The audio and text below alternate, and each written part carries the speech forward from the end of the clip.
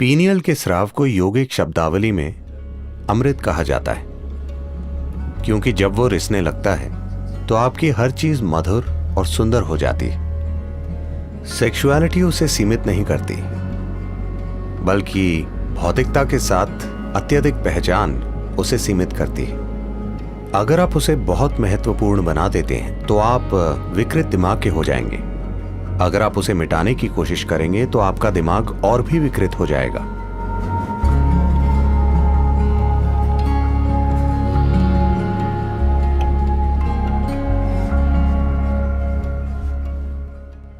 एक 92 साल का बूढ़ा आदमी फुल मेडिकल जांच के लिए अपने डॉक्टर के पास गया। डॉक्टर ने उसकी जांच की और वो बोले, मेरे बुजुर्ग दोस्त, अपनी उम्र के हिसाब से आप बहुत अच्छा कर रहे हैं, सब कुछ बहुत बढ़िया है। मगर उस आदमी ने पूछा, मगर डॉक्टर, मेरी सेक्स लाइफ का क्या? तो डॉक्टर ने पूछा, उसके बारे में सोचना या उसका सपना देखना?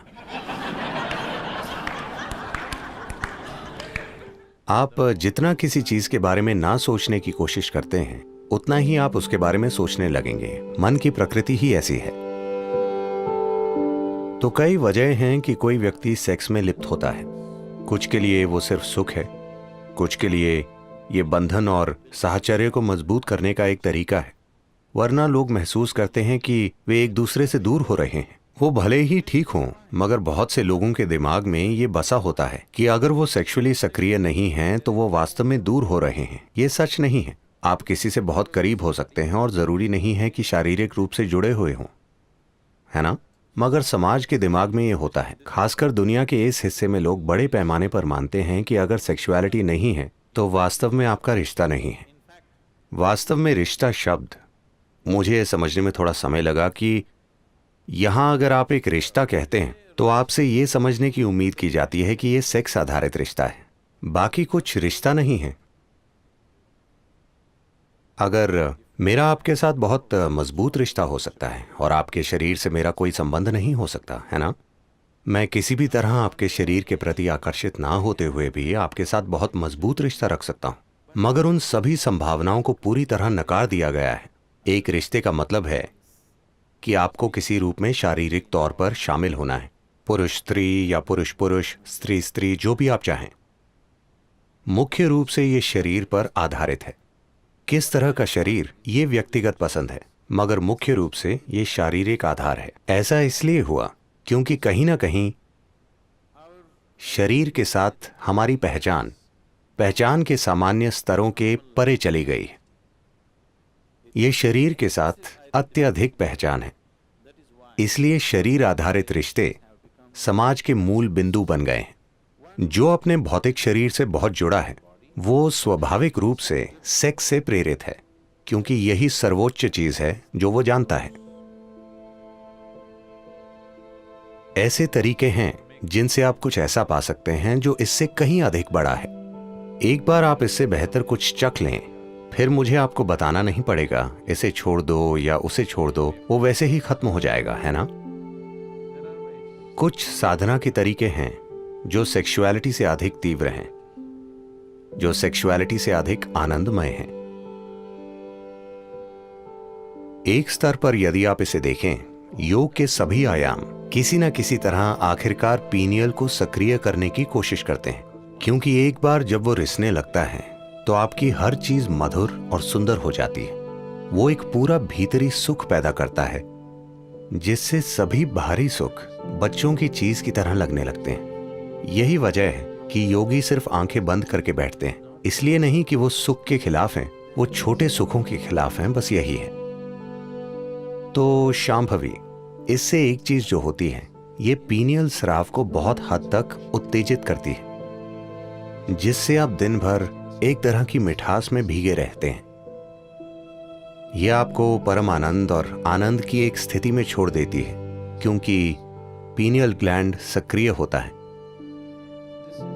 यह आपके शरीर विज्ञान का एक पहलू है जो आपकी चेतना के काफी करीब है।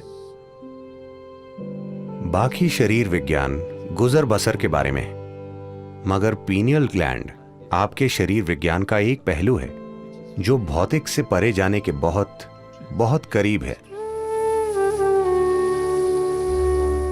योगिक परंपरा में इस मिठास को अमृत या सुधा या जीवन अमृत कहा जाता है।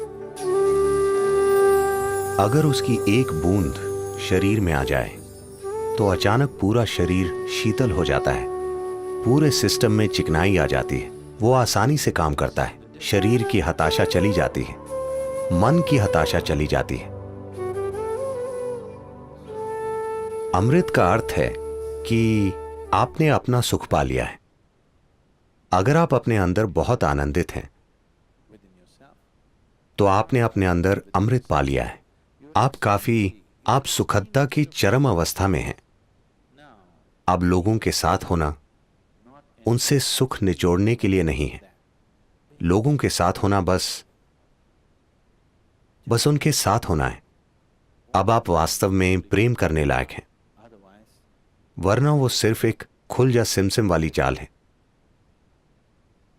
मैं तुमसे प्रेम करता हूं का मतलब है कि चाहे आप पर विश्वास हो या नहीं, उस पल के लिए वो आप पर विश्वास करते हैं, क्योंकि उन्हें भी किसी चीज की जरूरत है, आपको भी किसी चीज की जरूरत है ना? ये जैसे आप जानते हैं अली बाबा और 40 चोर। खुल जा सिमसिम मतलब वो खुल जाता है। ये ऐसा ही है। मैं तुमसे प्रेम करता हूं मतलब कई चीजें खुल जाती हैं। अब ऐसा करते हुए मैं ये नहीं कह रहा कि ये सही या गलत है। लोग अपना जीवन ऐसे ही चलाते हैं, इसमें कुछ नहीं है। मगर ऐसा करते हुए आपके अंदर प्रेम की एक तीव्र भावना को जानने की संभावना नष्ट हो जाती है।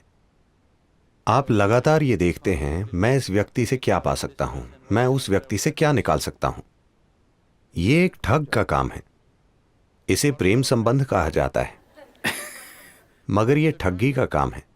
लेकिन अगर आप अपने आप में बहुत आनंदित होते हैं, जब आप लोगों के साथ होते हैं, तो यह आपका आनंद साझा करने की बात होती है। इसका मकसद है कि अगर वो इससे अछूते हैं तो किसी तरह उन्हें इससे छुएं, बजाय ये देखने के कि आप उनसे क्या निचोड़ सकते हैं। आपके जीवन की सारी बुनियाद बदल जाएगी।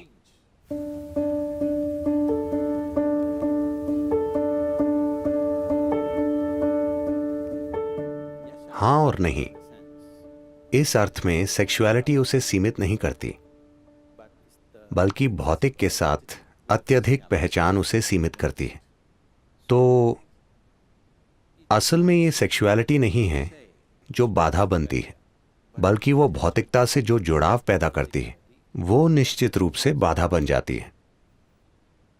ये सवाल उस छिटपुट जानकारी, उस गॉसिप से आया है जो आपने सुना है कि किस तरह आप अपने ही वीर्य को आत्मसात करके उसे अपनी उच्चतर संभावना तक उठा सकते हैं। हाँ, ये सच है। साथ ही कोई परहेज के कारण ऐसा नहीं करता। अपनी ऊर्जा को आंतरिक बनाते हुए आप ऐसा करते हैं। सिर्फ ऐसा नहीं है कि कोई सेक्स से दूर रहता है और अचानक उसकी ऊर्जा संगठित होकर ऊपर बढ़ती है। ये सच नहीं। अगर आपकी ऊर्जा संगठित होती है और बढ़ने लगती है तो सेक्सुअलिटी की जरूरत आपके लिए खत्म हो सकती है। मगर ये आपको अक्षम नहीं बनाती, यह आपको नपुंसक नहीं बना देती, मगर उसकी जरूरत खत्म हो जाती है। अब वो एक मजबूरी नहीं रह जाती। और सिर्फ यही चीज नहीं, सारी बाधाएं खत्म हो जाती हैं। मुख्य रूप से अधिकांश सेक्सुअलिटी जो धरती पर है वो एक तरह की मजबूरी के कारण है ना? वो आदत से मजबूर होना है।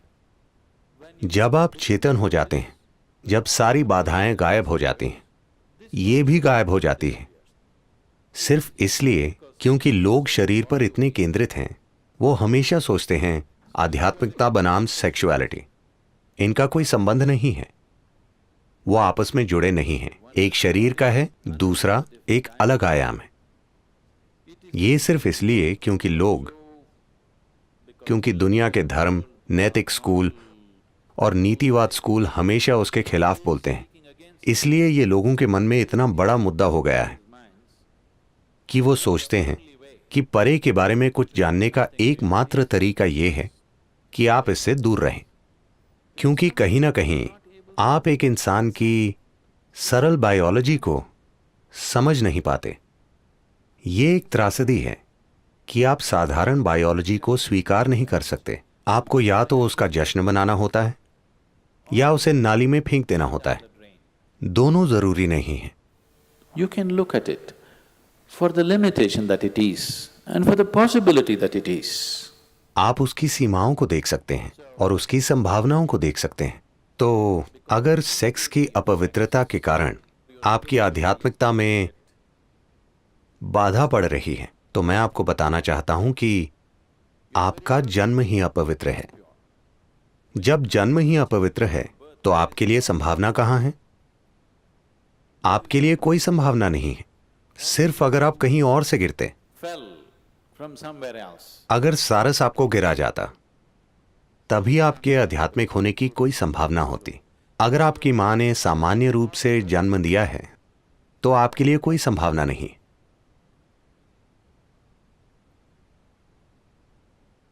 एक 6 साल की बच्ची एक दिन स्कूल से घर लौटी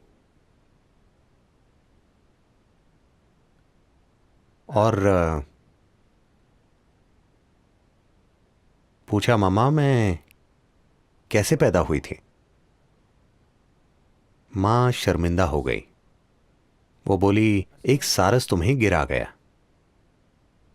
वो बोली, ठीक है, उसने लिख लिया। मम्मा आप कैसे पैदा हुई थी?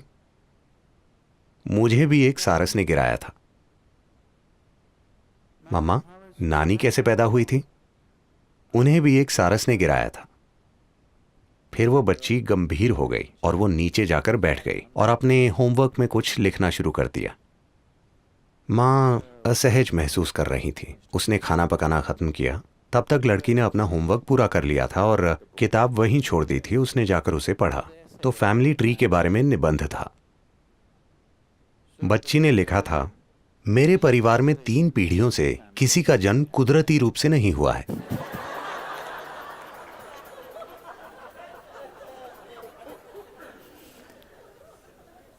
तो मूर्खतापूर्ण विचारों के कारण हम या तो किसी चीज को बढ़ा चढ़ाकर कहते हैं या अनावश्यक रूप से उसे दबाने की कोशिश करते हैं। इसकी आपके जीवन में एक भूमिका है। अगर आप इसे बहुत बड़ा बना देंगे तो आपका दिमाग विकृत हो जाएगा। अगर आप उसे मिटाने की कोशिश करेंगे तो आपका दिमाग और अधिक विकृत हो जाएगा। आखिरकार अब मैं बोल रहा हूं, यह एक तरह की ऊर्जा है। आप मेरी ओर देख रहे हैं, ये एक तरह की ऊर्जा है।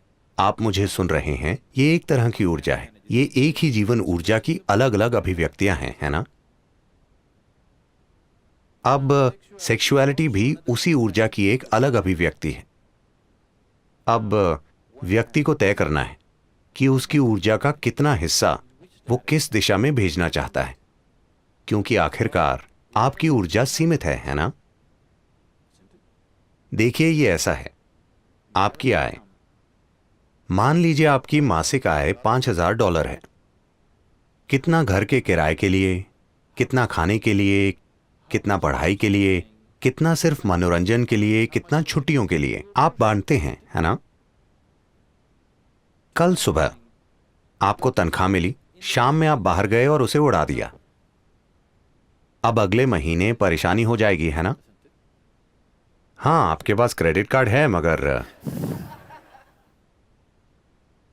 आपके जीवन में सब कुछ, अगर आप अपने जीवन को समझदारी से चला रहे हैं, आपके जीवन में सब कुछ आपकी समझ, आपकी जरूरत और आपकी क्षमता के अनुसार बांटा हुआ है कि नहीं? हाँ, आपका पैसा, समय, ऊर्जा, क्या सब कुछ बांटा हुआ नहीं है? जिस तरह आप उसका प्रबंध करना चाहते हैं, यह भी वही चीज है। कितना होना चाहिए? पहले तो क्या आपको उसकी जरूरत है, या आप उसे कर रहे हैं क्योंकि आप सामाजिक रूप से बाध्य हैं? अगर जरूरत है और मैं आपको उसे रोकने के लिए कहता हूं तो आप विकृत हो जाएंगे, क्योंकि वो सब आपके दिमाग में होगा। अगर कोई आपको कह रहा है तुम्हें यह करना है, अगर तुम इसे नहीं करोगे तो तुम नॉर्मल नहीं हो, तो दूसरी तरह की विकृति आएगी। दोनों जरूरी नहीं है। आखिरकार आप किसी पुरुष या स्त्री के पीछे नहीं जा रहे, आप सुखदता के एक स्तर के पीछे जा रहे हैं। एक बार आप एक स्तर की सुखदता का अनुभव कर लेते हैं तो क्या आप इसमें और गहराई तक नहीं जाना चाहेंगे? क्योंकि जो भी सुखदता घटित हुई, शायद आपने दूसरे व्यक्ति का इस्तेमाल किया, मगर सुखदता आपके भीतर घटित हुई, सही है? तो मान लीजिए वैसे भी सुखदता आपके भीतर घटित हो रही है, दूसरा व्यक्ति उसे खोलने की बस एक चाबी है। क्या आप नहीं चाहेंगे कि चाबी आपके हाथ में ही हो?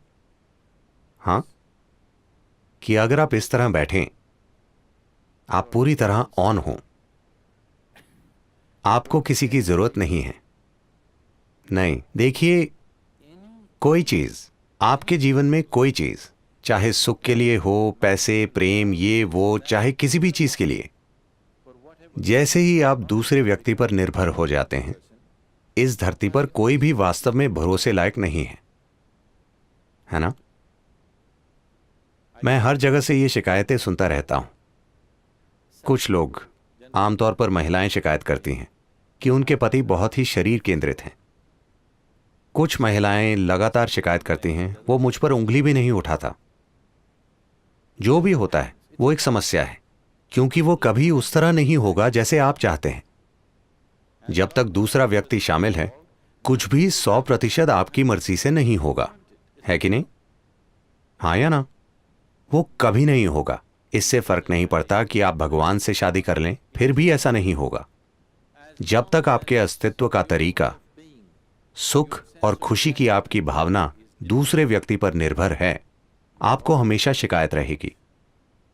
कोई फर्क नहीं पड़ता कि दूसरा व्यक्ति कितना शानदार है। तो इस संदर्भ में लोगों ने ब्रह्मचार्य की बात की होगी, क्योंकि उन्होंने कहा थोड़ा विराम दो, क्योंकि किसी से सुख निकालने के लिए आपको कई चालें चलनी पड़ती हैं। वो आराम से नहीं हो जाता।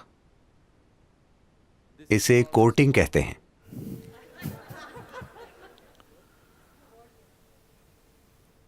एक बार कोर्ट में चले जाएं, फैसले का दिन आ जाएगा। उसमें काफी समय, प्रयास, ऊर्जा और तमाम दूसरी चीजें लगती हैं। निराशाएं, ईर्ष्याएं, समस्याएं, सब कुछ उससे जुड़ा होता है। तो किसी ने कहा, उन चीजों से थोड़ा दूर रहकर देखो कि क्या इसे आंतरिक रूप से पैदा किया जा सकता है, और फिर लोगों के साथ रहना आपके प्रेम के कारण अधिक होगा, आपकी जरूरत के कारण नहीं, जो निश्चित रूप से लोगों के साथ रहने का एक बेहतर तरीका है ना? यह निश्चित रूप से दूसरे इंसान को सम्मान देने का बेहतर तरीका है कि नहीं? इस पर थोड़ा ध्यान दीजिए। उस पर और उस पर और उस पर ध्यान देने के बजाय इस पर थोड़ा अधिक ध्यान दीजिए। जितना आनंद कोई दूसरा आपके लिए पैदा करेगा, ये उससे कहीं ज्यादा आनंद पैदा कर सकता है।